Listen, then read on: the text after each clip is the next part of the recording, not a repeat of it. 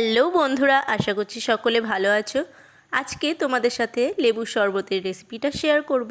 এই জন্যই ফ্রিজ থেকে একটা ঠান্ডা জলের বোতল বের করে নিয়েছি, কারণ ঠান্ডা জল ছাড়া শরবত খেতে একদমই ভালো লাগে না।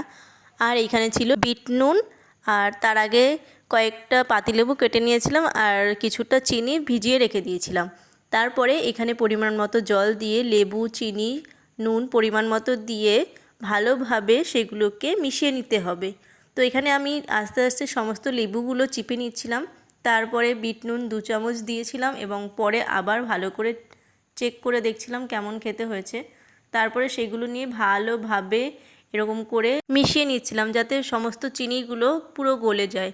এরকম করতে করতে কিছুটা পড়েও গেছিলো, কারণ একা হাতে করছিলাম।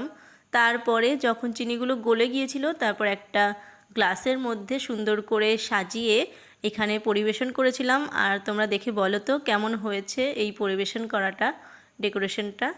আর তারপরে আমি সবাইকে দিয়েছিলাম, বাবাকে মাকে দেওয়ার পর আমিও খেয়ে দেখছিলাম খুব সুন্দর হয়েছে। আর আমার বাবাও বলছিল খুব ভালো হয়েছিল খেতে। তো তোমাদের কেমন লাগলো আমার এই ভিডিওটা অবশ্যই জানিও।